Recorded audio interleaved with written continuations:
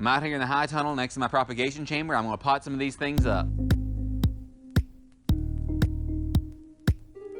I've not done this many times in the past. I hope that you don't ever think that I'm claiming to be an expert, and I'll try very hard to let you know whenever I'm doing some things for the first time or doing some things you know, that I've done many times in the past and how well it works. This is the first time that I've potted up some things that I've propagated like this. Some of these things propagate very easily, and I really wouldn't have had to do it this way. Like these elderberry, just so easy. There's some others that I just stuck in the ground and they started leafing out already. So I've got over here these pots. I got 50 of these. I don't remember the price, but I got them at a greenhouse supply store. And I've got some compost over here, and I've got some soil over here as well. I'll pick up the camera. Here's the soil that I got, and there's some of it left over from the seed starting over here. I'll give you a look around the high tunnel real quick. Here's some mulberries over here in these buckets and a banana that I'm not sure I did it right. Here are my broccoli plants that have gone to seed. There's also some Brussels sprouts down there, and there's some Swiss chard. There's still some lettuce, and there's some cabbage down there as well. I've also got over here next to this stuff, I've got my roll of black plastic. It's eco-poly brand, so I don't know for sure if that means that it's supposed to be more environmentally friendly or what, but here it is. I want to pot these elderberry up whether I do anything else or not, and I'm going to show you how. So I'll try to show you everything that I'm doing. It's kind of hard to get in and close up here, but stop. No, poodle. Whenever I see the roots, I'll lift them up so you can see them. I'm going to put some compost down at the bottom. That's going to feed it some, and it'll help retain moisture and stuff as well. And then I'm going to take some of this potting mix and put it here in the middle. I put the bottom about maybe a quarter of the way up, and then I put this about 2/3 of the way up. I'm going to put the elderberry cuttings in here. It's very easy to work with and not disturb the roots too badly. And then we'll put some compost on top of that. So you can see the roots on this one. I'm trying to disturb them too much. Can you see that? Look all the way around there. Do you see all those roots coming out there? I'm going to make a hole here in the middle of this potting mix. And I'm going to put it around there, just like that. The roots are pretty much all covered up there. And then I'm going to take some more of this compost and put it around the top. You see, just like that. The compost is a little moist, and it's got some rabbit manure in there and some chicken manure and stuff like that in there. That's going to work just fine, I think.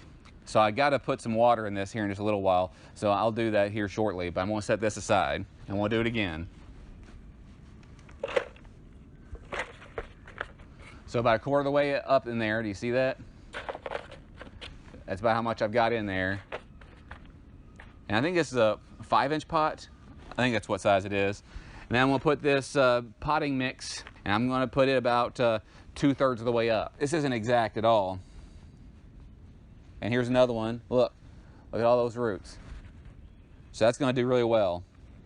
But elderberry are super easy.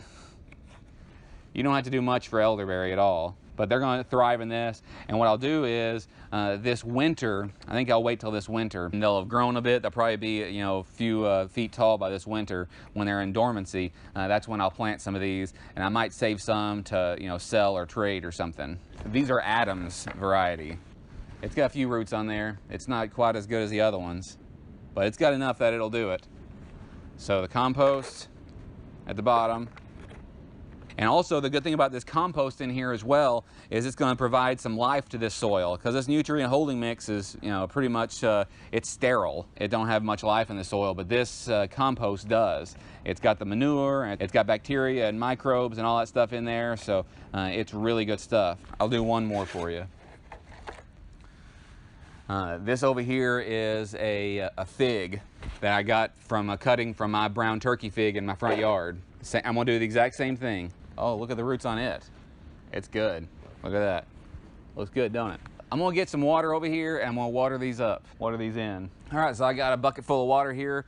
It's easier to do that. I don't have a water hose in here right now. There's a couple ways you can do this. One of the easiest ways is to just put it in here and water, and then just let the water, you know, let the water work its way in there. See the water coming out of it?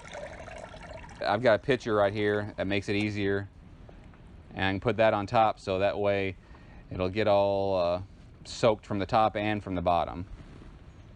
And then it's going to let some of that extra moisture in there. This growing media, this nutrient holding mix, the whole purpose behind it is to hold moisture pretty well. So I'm doing the same thing. This is with one of the elderberries. So now I'm going to just let some of that water out. So it's going to go back in there. And I'm just setting it on the ground here right now. If I do it this way, I really won't even have to water it, but once every, you know, week or so, should be fine. So I'm doing that on all of these. There you go.